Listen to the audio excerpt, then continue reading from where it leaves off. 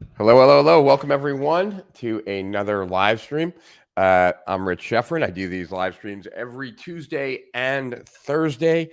Tuesdays from 2 to 4, Thursdays from 6 to 8. And today is Thursday, so here I am at 6 p.m. And have a friend that is joining us today, so he should be here shortly. But today is really just an ask me anything kind of day. Nothing pre-planned to really share with you. It's been a busy week for me. In addition, I've come down with a little bit of a cold, so just kind of taking it easy. I had a webinar yesterday and I had a webinar today and been busy with that. So just really here to see if you guys have any questions. And if you have any questions, I'm happy to answer them for you. That's really what today's about. And my hope is that you do have questions so that I can help you. So let's see.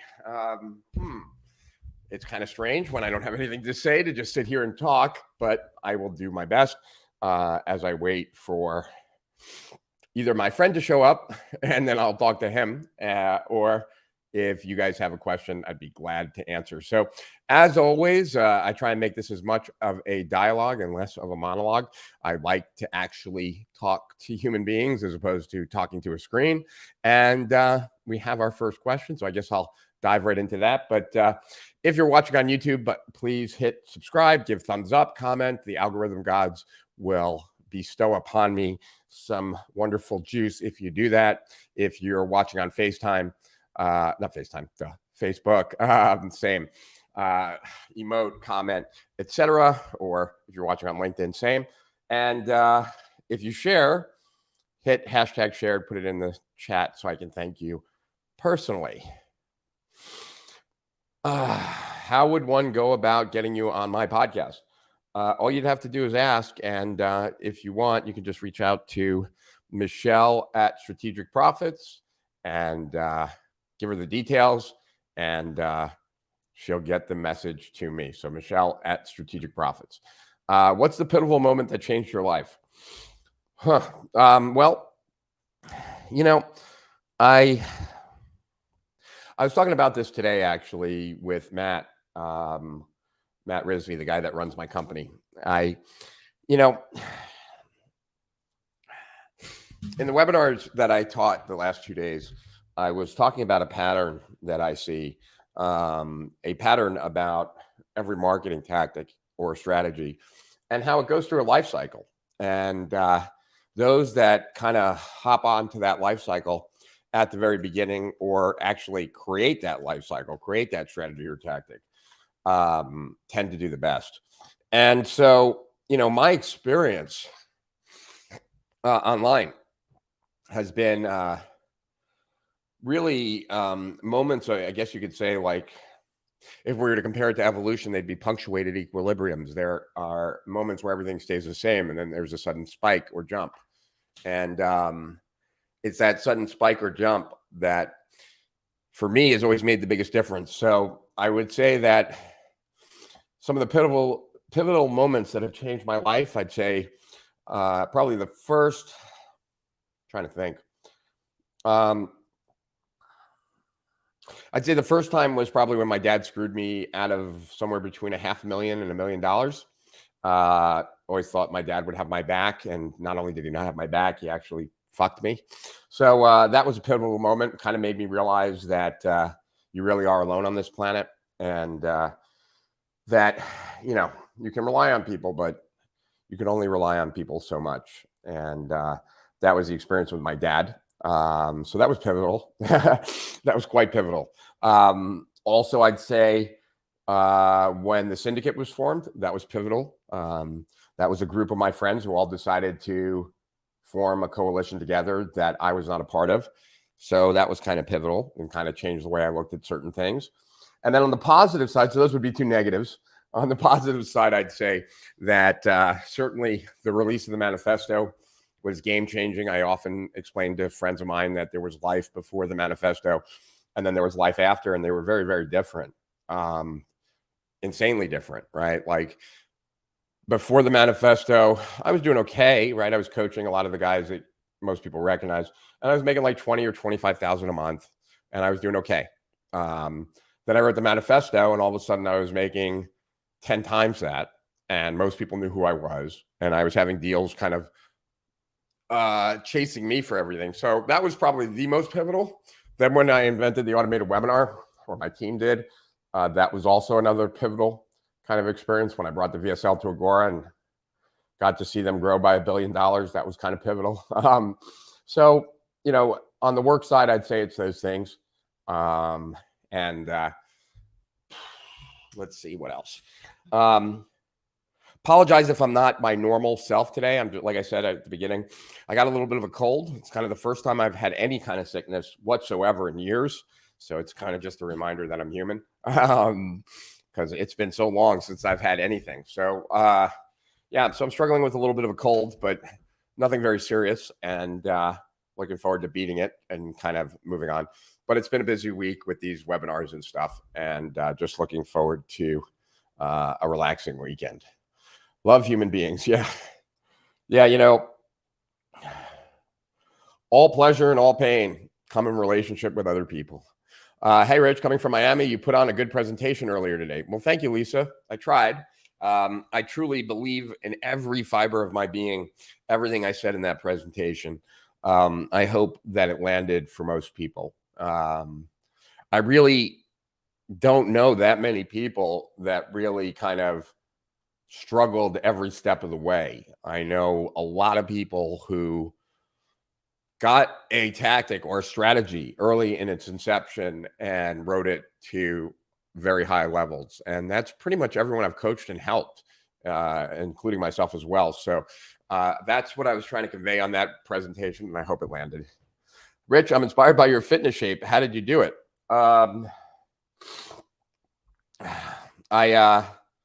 F45, I guess, would be the thing. F45 is what I do. I haven't gone this week because I've been trying to get as much sleep as humanly possible. So even though I've been getting up every day at 6, I then go back to sleep to try and edge out a few more hours of sleep. It's been a long time since I can actually get in bed for 8 hours and get 8 hours of sleep. Nowadays, if I am in bed for 8 hours, I generally get about 6 hours of sleep. And it's a challenge. So I'm doing F45. That's the primary thing that I do. But I have some weights that, I have these dumbbells that are adjustable. I also have a push-up kind of handles that I do some push-ups. And that's about it, though. I think I'm genetically lucky.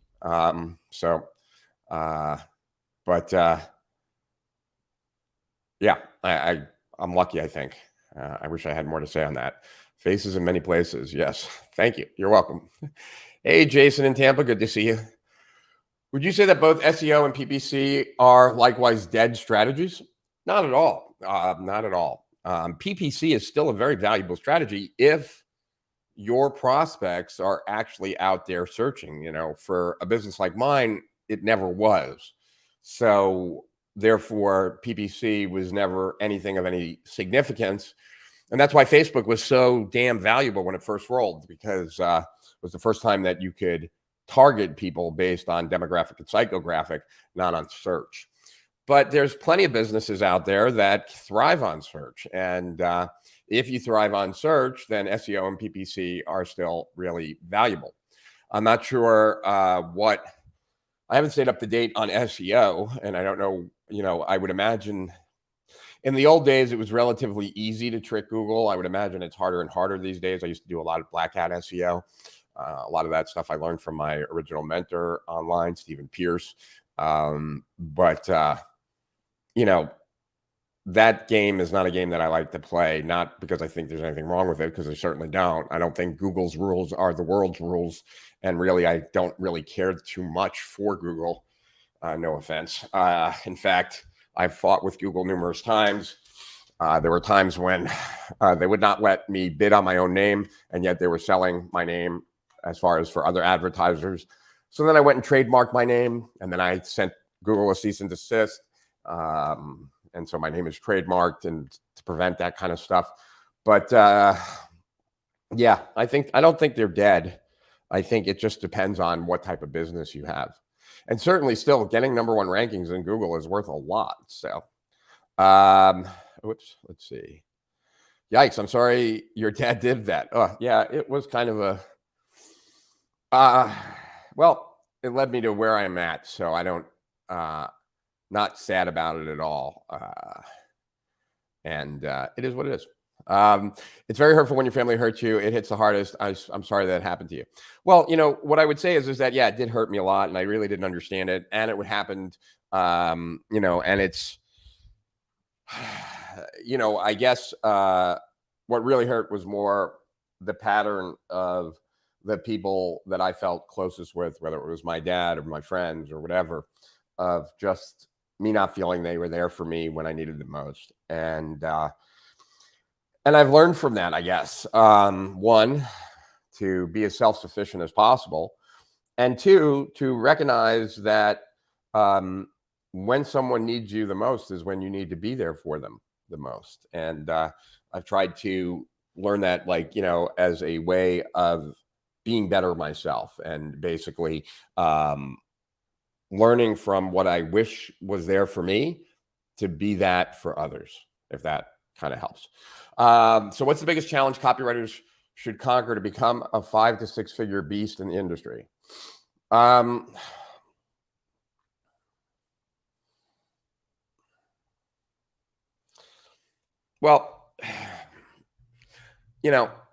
I would say that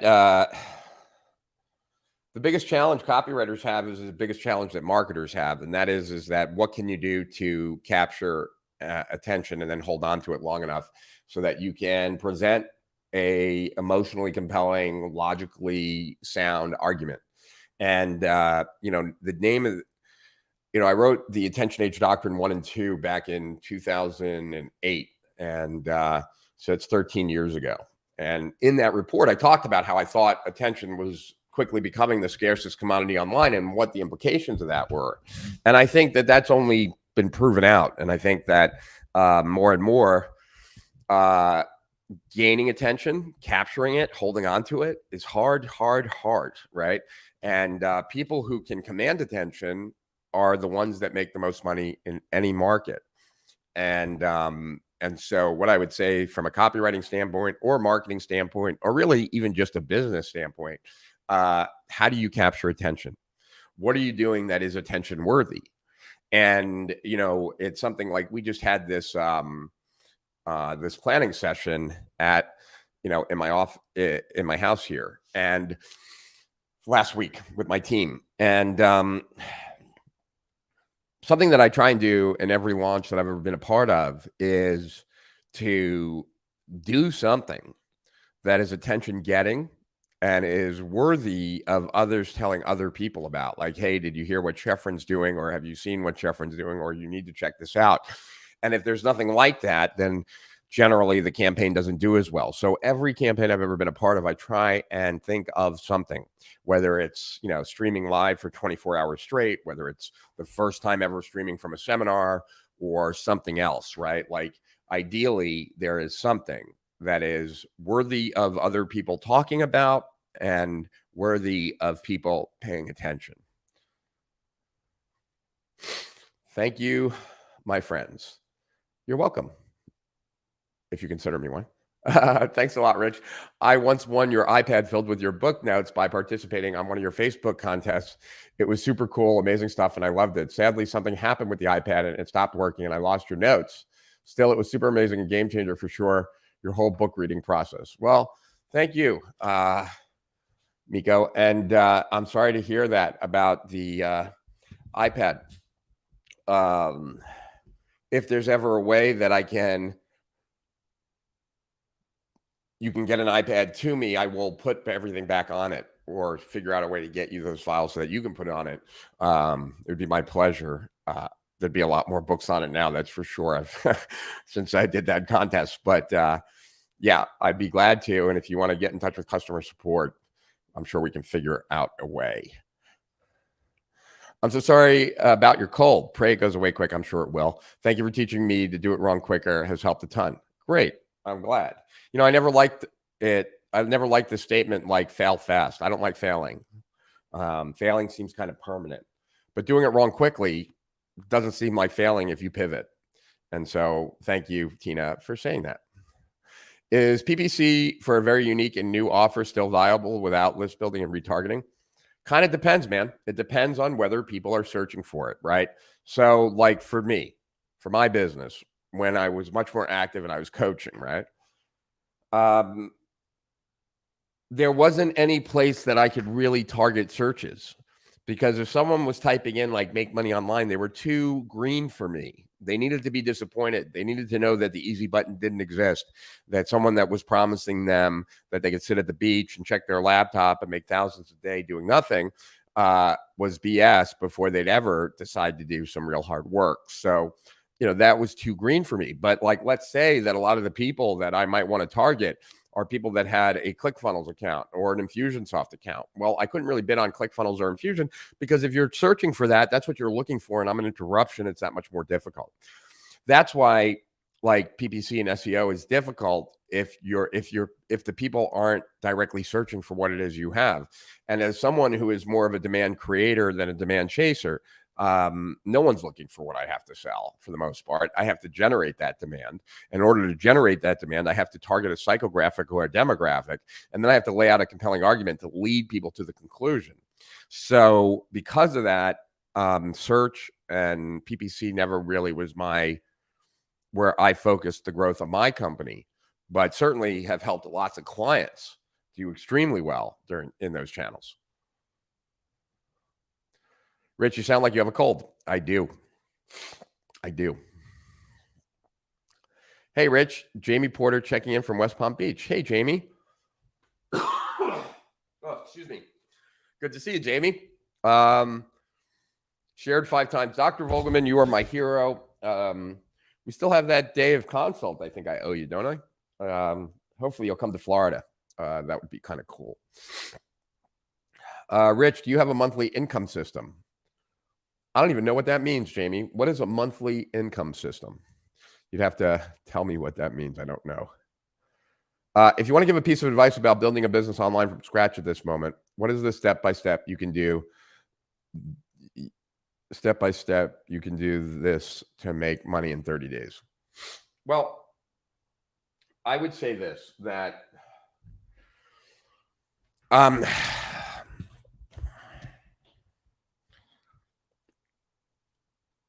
what I would say, Janelle, is that there has to be some transference of value, right? Like, you don't just get money. So someone has to give you that money. And the question is who and why, and what are they going to get for it? And anybody that like puts something in front of you that doesn't answer the who, what, and why is really selling you some BS, right? There is no money tree to pull bills from. So, what is it that that can help you, or what is it that what strengths do you have, what skills do you have, what experiences do you have that allow you to solve a problem that someone else has, that they'd be willing to spend money to solve it?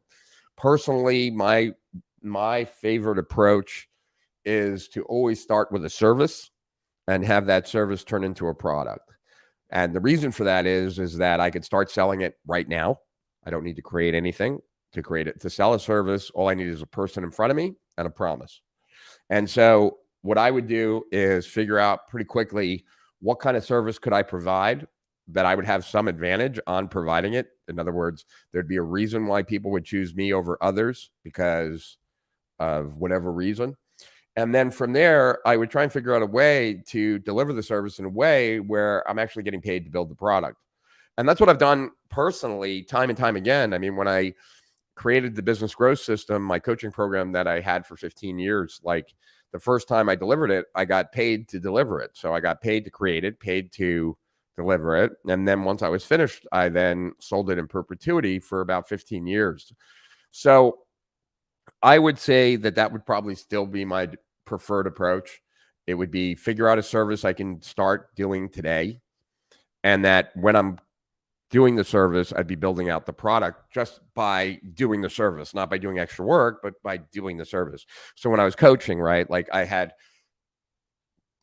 individual sessions, one-on-ones, and group sessions. And the group sessions, I was using what I learned in the one-on-one sessions to create those group sessions. And then in those group sessions, those were recorded. And then that became the program that I sold for years and years and years. And so that would be the way that I would go about that, Janelle. I know you probably can get a lot more specific answers from a lot of people. And I would think that a lot of those answers are kind of BS.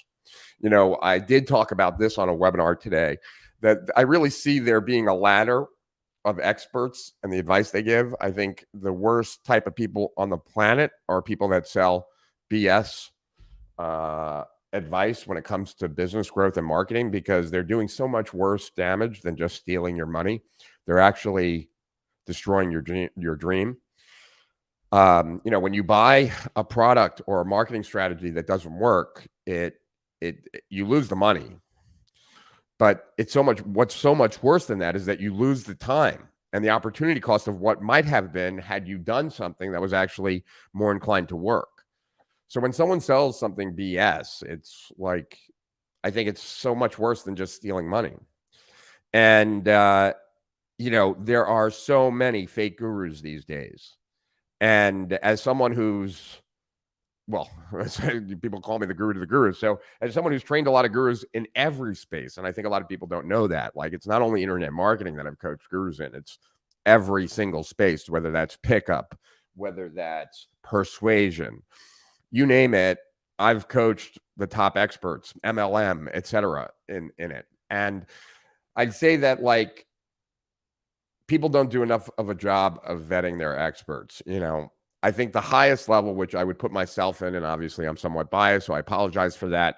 But, you know, a lot of people out there are sleazy and scummy, and they just want to take your money, and they don't even appreciate that they're really actually destroying your dream in the process. But then there are people who got lucky one time with something, and now they think that that's the world's greatest. It's like if I was still teaching people every day, you got to write a report, because that worked for me 15 years ago, right? Like, that doesn't make any sense. Above that is someone who's maybe created a few successes, but it's something inherent in them, and they can't teach others how to do it. And then above that would be someone who has had success themselves and has taught other people to be successful. And then above that is people who have had numerous successes themselves and have taught lots of other people to be successful. And it's names that you recognize, so you know there's no BS, right? And I'd like to think that I belong in that latter group. Most people have heard of Russell Brunson or Mike Filsaime or, you know, Todd Brown or any Alex Jeffries, et cetera. And so you've gotten to witness the impact that I've had on clients. And so I know that's a long tangent, Janelle, but just be careful, because it sounds like to me, and I don't know you, so I'm not trying to make any kind of conclusion about yourself, but the people that are looking for security, right? The promise of, like, you know, join my program and you'll make 10,000 in the first 30 days. They're full of shit. And anyone that promises a specific outcome is full of shit. And, you know, I don't know how much my business will make this month. I have a general idea, but I don't know exactly. And no other business does too. So then how can anyone promise you, who they don't know, any specific result? So my point is that a lot of people clutch onto that. They're willing to go with someone who makes them a specific promise, not recognizing that a specific promise is the scariest thing that you should run far, far away from, because there is no such thing as that in business. There's no sure thing in business. The only sure thing is that there is no sure thing. Do you have a spirit animal? What's your ritual to raise your vibe in the morning? I don't have a spirit animal, but I do like to think of human beings as predators. And so what predators do is kind of sit like a lion, right? They're kind of inactive most of the time, but when it's time to strike, they strike at full force. And so whether it would be some kind of feline, I guess, kind of animal, like hopefully a large cat of some sort. Always had Great Danes my whole life, and I love dogs. But yeah, something about predators that I just tend to like. I'm also now working on my own podcast here in Finland, and it's going quite well. Well, congratulations, Miko. And created a little insider podcast community membership site. Any tips on how to make it successful? Sell it by premium, my friend. that it's so much easier to sell a membership or continuity based on some immediate gratification. And you can't necessarily promise what's going to be in the future, but you can promise someone what they're going to get right now. And so what I am very proud of is that when I designed Steal Our Winners, what I was trying to do was design a product where what we deliver every month can be used as premiums to sell the product. In other words, the deliverables were also premium worthy. And I think if you can do that, it opens up a lot of doors for you. And so I would strongly recommend that. I've taken so many tests like Enneagram, Myers-Briggs, etc. All of them point to entertainer, or don't know what the rest is. I just started with a company owned by Alice Cooper. He has now 2 places that help 12 to 20-year-old kids play guitar, piano, record, dance, learn how cameras work, etc. He charges them $0. Very cool. Glad to hear that, John. Rich, who or what program would you recommend I learn from to master short form video content? I'm not sure. I would say that if you find one, I'd be interested in learning about it too. But I think that part of it is just watching a lot of it yourself and taking notes, and not watching it passively, but watching it actively and trying to think through, kind of figure out why it works. What is it about certain videos that get people to watch to the end? I mean, something that I didn't even know as it relates to TikTok, though, if you watch to the end of the video, TikTok assumes that means you like it. So if you stop scrolling and watch a video to its completion, it's like giving it a like or a thumbs up. And so understand that, right? But I would say consuming with intent is probably the best way. I'm trying to determine the best way to encourage more kids here for this kind of stuff. We have many daily, but could do more. Any thoughts? I'm not sure, because I don't know what the promise is there. I'm going to turn on my air conditioning a little bit. So hold on a second.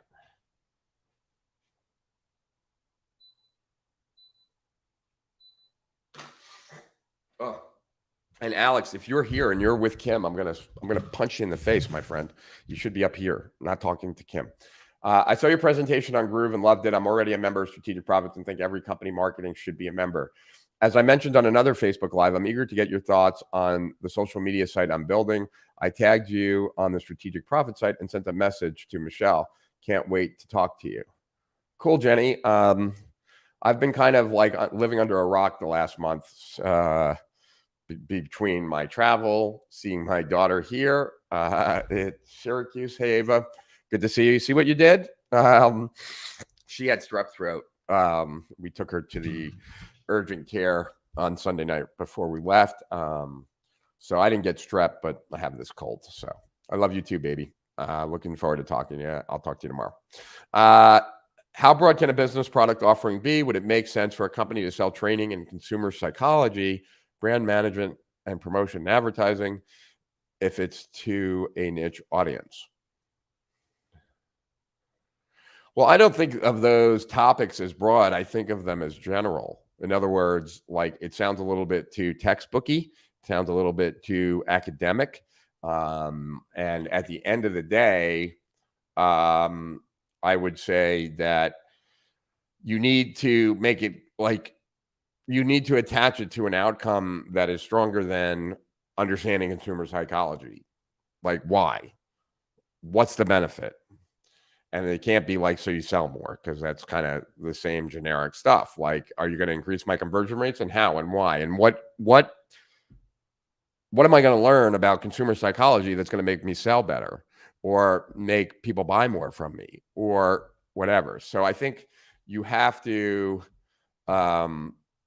it's funny that your name is Academic Marketer. You have to kind of move away from that academic kind of approach, because it doesn't sell well, because it's not clear. And, what colleges have is an audience that can't go anywhere else. So it's a totally different vibe. Wow. How can I win Rich's book notes? That would be awesome.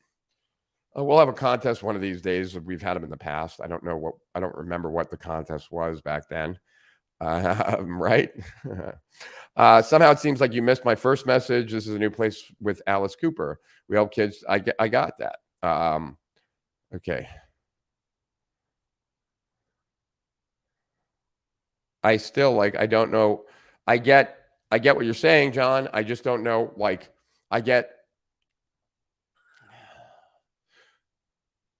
I think it's got to be more than just Alice Cooper. What is a kid going to experience? What's going to be different for them? How is their life going to improve? Why should parents send their kids there? What's going to change for their kids? You got to think through the benefits. It's no different than anything else. And there is the man. Oh, he's going to make, did you hear me? Did you hear me curse you out by saying, if you're sitting there talking to Kim, that would not be cool. Not at all. We came right in. No, I don't believe you. We did. I don't believe you. You're lying. Are they lying? I think they're lying. What's up? How's it going, man? Hello. Well, hello. So here's my friend. He's in the background. You can kind of see him. Okay, Alex, it's your turn. Can you read the question? No, I'm blind, so you have to read. Okay, I'll read it to you. My eyes are very bad. I have taken so many. Oh no, I already read this one. All right. Can you get a hug? Yes, of course. My man. Hey, everybody who's here live. I love this guy to bits, man. This guy changed my life. What's up? Let's go. All right. So let's see here. If somebody, yeah, of course. There's no warm up. If somebody wanted to learn copywriting, where would you start? Hitesh wants to know. So with copyright, no, look at him. He's just throwing me in there. Yeah. Thank you, buddy. So so this is how Rich taught me to learn copy. I went through. I downloaded every one of Jay Abraham's, Rich Sheffrin's, Dan Kennedy's, any Legends sales letter. I got it, and then I basically printed that out. I wrote that out, handwrote it out, and then what I did was I audio over my handwriting. So I basically recorded my voice over what I've written, and I listened to that audio again and again. And then basically, as I started writing copy, some things were second nature. I'm like, how did I write that? And that's how Rich taught me to get copy. So I love, we was over Mike Filsame's office for the past 2 days, and he had all of the books, So, I mean, I know you've got which book would you recommend the most personally? For copywriting? Mm-hmm. It depends, because I think I got you that. I'd say that the best copywriting book I ever read was probably John Carlton's original course, which was really short. But that was probably why I liked it so much. I'm not a professional copywriter. I don't spend months researching a demographic and then writing a letter to them. But so because of that, I don't need to know all the intricacies. What I do need to know is just how to sell better through writing. And so I felt like John Carlton really kind of really explained that better than anything else. But what Alex is talking about, I still listen to sales letters that are my favorites. And I find that if I listen to Dan Kennedy sales letters over and over again, I can actually write like him. So here's a Dan Kennedy one that it's for his wealth attraction. So you can it's at 200%. And I find if I listen to this over and over again for one day, the next day I can write like Dan. Let's see. There we go. Warning. This could be the most important information you will ever read about wealth attraction and creating gigantic financial breakthroughs nearly overnight. Discover the little known and never talked about success philosophies, beliefs, thinking, and personal behaviors that allow millionaire and multimillionaire entrepreneurs to attract maximum money and create maximum wealth in record time. If you could change just a few things you think, change a few things about the way you do business, just a few, and suddenly experience a lifting of stress, struggle, anxiety. So I'm throwing you into the fire here. Let's take the next question. And also just with regards to that, John Carlton is who I studied under. And I went through his course live, Kick-Ass Kick-Ass Copywriting Secrets, and you can buy that now for Marketing Rebel. Of a Marketing Rebel, and you can buy that now for $97.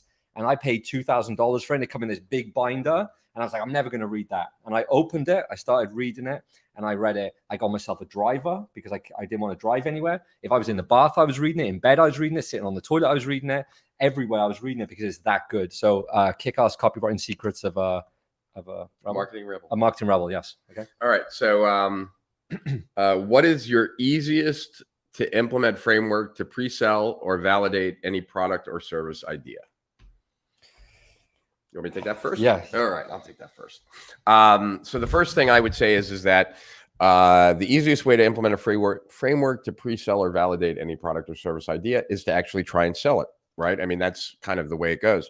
That most of the products that I have created, I've sold way before it was created. When I used to even do ebooks, I used to dry test, right? Like I would actually do an ask campaign. It was called something else back then. I don't remember what it was called, but basically it would be I would do a landing page that said, I'm writing this book on baby modeling. What are your biggest questions about baby modeling? And the reason I use baby modeling is because that was the very first ebook that I ever sold online. Both my daughters were baby models. So that's why. But so people would then put in their questions. We took all those questions. We created a table of contents from that. And then we created a sales letter from that. And then we tried to sell it, right? And there was no book. So the order page process was a 2-step process: name and email, first step.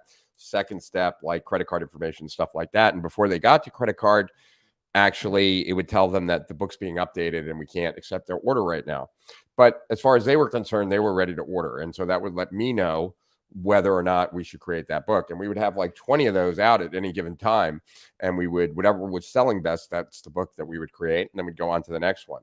So that is the first thing. But then the other thing that I used to do is when I was working on reports, I would often create a presentation of the report first. And, and I would basically go out and present. And it would just be a judgment call on my part on whether or not at the end of the presentation, I felt like I could sell the crowd. And there were several times where I had thought I had a killer report. And when I gave the presentation, it was clear to me I had not. So that was another way to validate. But, I would say that, with Steal Our Winners, we've been validating for the last 18, 19 or 20 months. And the easiest way to validate ideas is just to go out and try and sell it. Anything different? I just think, I've always done learn, apply, teach. So I learned something, then I really learn it through application. Then I moved to teaching it. So before I built a coaching business, I was, before I helped people build coaching businesses, I already had a coaching business. Before I helped people build, membership sites, I already had a membership site. So learn, apply, teach. And then when I go out there and teach, I've normally got most of the problems because I've struggled with them. So I'm trying to find that, as you told me, the core concept and what is that one thing that moves the needle the most. So, and then just going out there and just, basically what I was taught by you and others is, you want to understand the pain of the marketplace better than they understand it themselves. And, that's where, when I start teaching anything through application, I'm struggling. I'm always struggling through the application process, and then I can teach it. So I'm always looking at it like that. Yeah. I mean, I don't know if you feel like this, but like one of the ways I look at things is that I get paid a lot of money to solve my own problems. That most of the problems that I help clients solve are problems I solve for myself. Yes. And so every problem I solve for myself, I actually make a lot of money from, because it's not only the solution that I benefit from, but then the ability to sell that solution. So I'm very motivated whenever I have a problem to solve it, because it means a lot of money to myself. And I think that, like, for most people, that's the first place to look. Like, I teach something, and I've taught it for years, that which is most personal is most general. And so what that means to me is that, like, whatever problems you're struggling with, you probably think that you're unique or alone with, but you're not. It's just that most people don't talk about those problems. And if I've had an ego at all, and I think I do, it's that I believe that the problems that I experience are the same problems that other people experience. In other words, if I'm suffering from this, other people must be suffering from it too. If I can figure out a solution for myself, I can monetize it and help a bunch of other people. And yeah. Dan Kennedy had on the back of his wall, my business is different. Yeah. Because everybody thinks their business is different. But whenever I've had a problem, like Rich said, problem, agitate, solve. When I fix my own problem, then I know I can go and sell that to others. So and basically the market, I used to complicate my products in 2004, 5, 6, 7, up until 2008, until I started working with Rich. I would complicate my products because I thought people wanted to buy complicated things. And what I learned was the market will pay you more money for something simple. So when I then worked with Rich, I sold a product for $500 before it was created.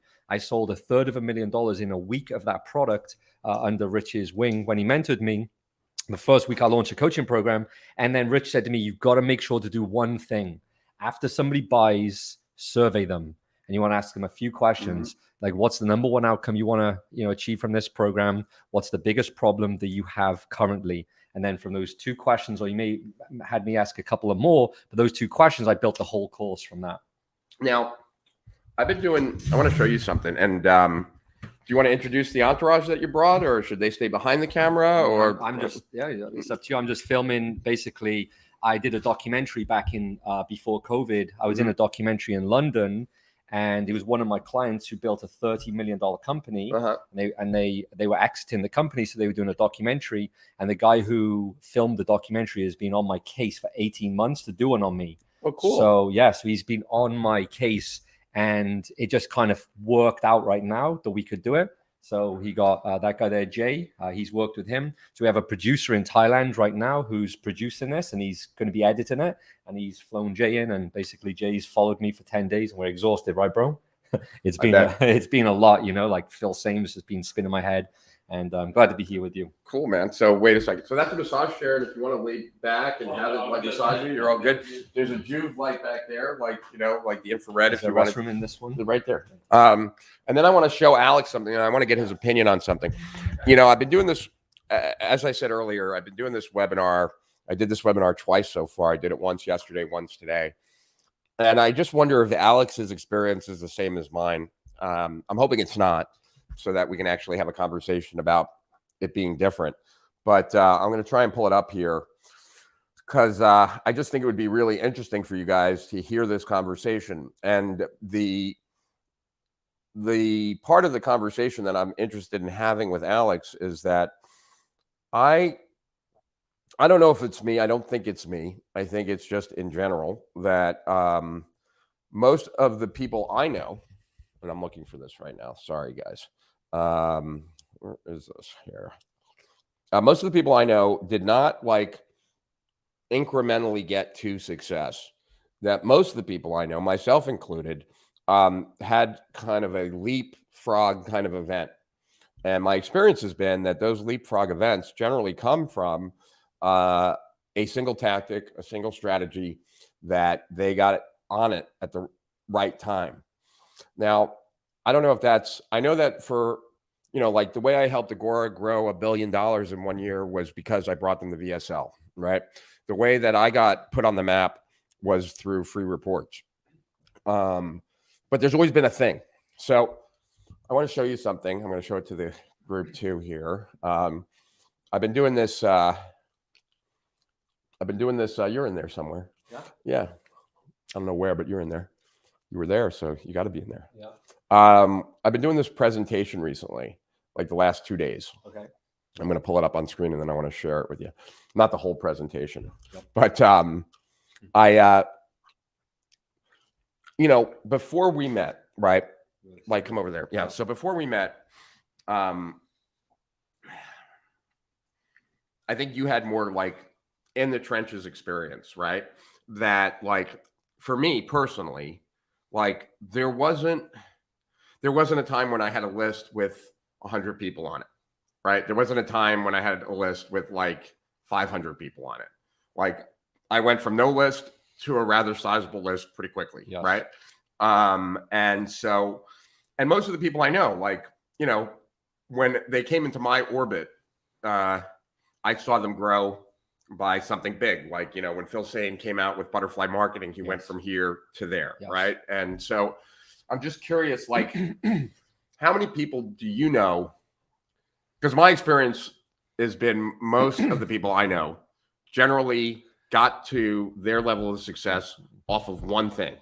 The thing might be different, right? For each person, but it was generally very few people who I know that are at the top got there by you make a point. Shucking and jiving, right? It was a big home run, and then they like. I was just took going a leap. to say, you know, because you just said at the top, I was going to say there is people who are incrementally growing because that's what they know and that's what they're doing and that's their comfort zone. But when we come into Sheffrin's orbit or, you know, the people you're around, there is that leapfrog, you know, because, you know, you introduced me to, like, I was on the call with John Benson yesterday, and you know, Phil Same introduced me to the VSL. You know, that's how I launched the VSL. But I was in, you know, I was in your sphere at that time. You know, so yeah, and also it wasn't just a VSL. I put before the VSL a report that you had me do. Right. You know, so I put a report out, then I put a VSL, and then it was boom. You know. Did we freeze? Uh-oh. Oh. I don't know what's going on here. This would be the first time we ever froze during live stream. Let's see. We might have to call it early, which would be okay. Let's see. Uh-oh. Let's see. Good loving. 30,000 patient counts. Rich, what's your definition of the perfect target? Can you guys hear me? Let me know if you guys can hear me post something, because right now I see that we're frozen. I don't know why we're frozen. I'm trying to determine if that's not this. Okay. Well, that's weird. I was just about to. You can still. Okay, you guys can still hear us, but we are frozen. All right, let's see if we can turn off the camera for a second, and then turn the camera back on. See if that makes any difference. It does not.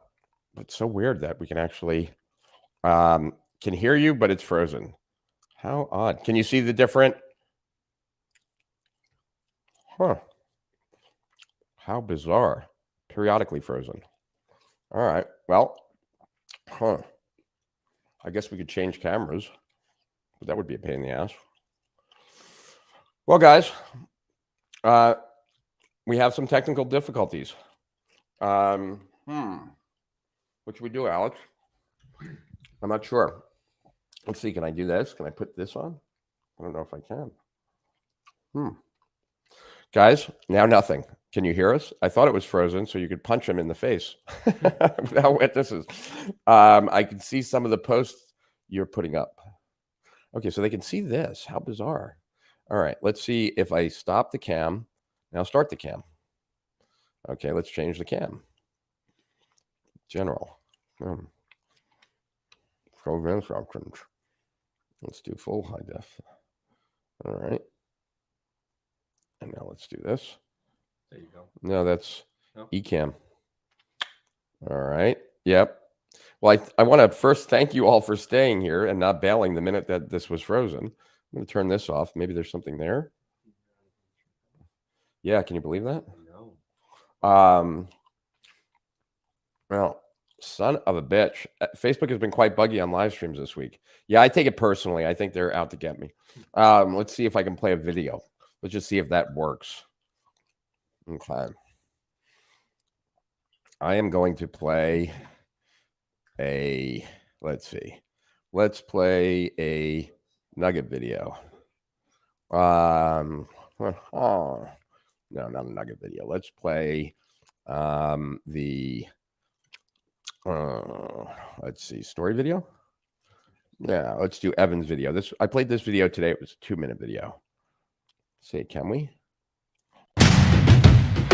There's a high risk of mass extinction of internet businesses online. You have the Googles, Yahoos, YouTubes, etc., that are fixing the game with their data and AI. And so what we're here to do is fix that problem. My name is Rich Sheffrin. I've been kind of labeled as the guru to the gurus. Some people call me like an OG of internet marketing. I was the coach to Mike Filsaime, or Ryan Dice, Russell Brunson, Todd Brown. I'm probably the only one in the game that has a single testimonial where I made $1 billion difference in a company. Why am I here? Why do I care? I semi-retired back in 2012. The company that gave me that $1 billion testimonial is Agora Publishing, and they called me because they were already having problems with these big platforms and were fighting back and forth to keep their traffic. Fortunately, Agora now is a $1.8 billion company, so they have the ability to fight, but most small businesses don't. So I thought I might as well use the same resources that I'm going to use to solve the problem for Agora and help everyone in the marketplace thrive going forward. One of the things that I'm always taking very seriously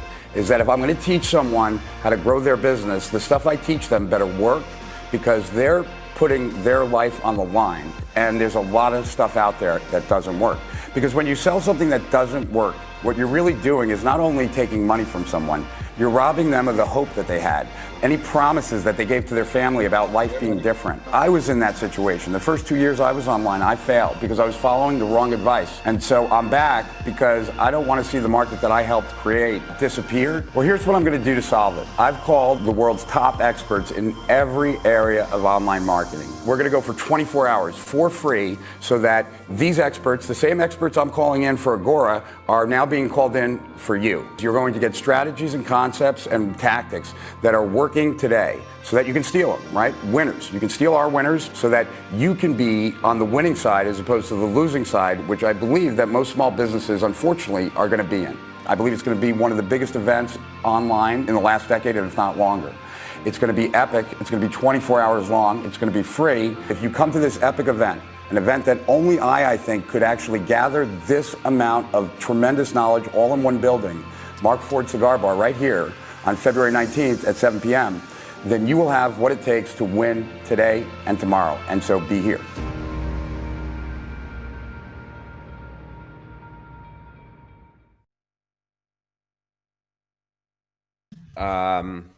So weird. We have no video. So I think for whatever reason, it seems like the gods don't want us to do a Q&A today.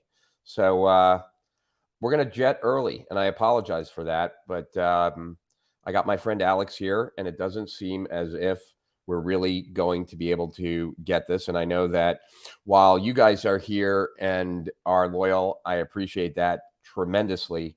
You know what? I'm going to do an impromptu live stream this weekend. And so I will, the best thing to do would be to subscribe to our YouTube channel. I'll do it on YouTube. I'll do it straight on YouTube, screw Facebook. And we'll just do it over the weekend. So I wish that I could go further today, but I don't think it's wise. So anything to say before we say goodbye? I want to just say that I'm blessed to be here. I'm out here in America building a new brand, and one of the people I want to run this past is Mr. Rich Sheffrin. He's one of the best for me. He's my number one mentor. I have many mentors. I'm in multiple programs right now. $180,000 of just masterminds right now. I'm in 4 different masterminds, and I always just fall on Rich. He helped me build my business, but the one thing that he did was he hasn't just helped me build my business because as entrepreneurs, we can be too optimistic, we can overstretch, and I've fallen a few times, and he's been there to help me, save my business from crashing. So I'm always tuning in to you, Rich. So basically, I'll be checking in on the weekend myself. And cool. Peace and love to all of you. All right. So to Higher Profits Beyond, make sure to subscribe to our YouTube channel, because that's where you'll find out about the upcoming broadcast this weekend. I'll do it from my pool. And if we get enough people, I'll jump in the pool and do it live. So until then, Higher Profits Beyond, Rich Sheffrin and Alex Jeffries out. Boom.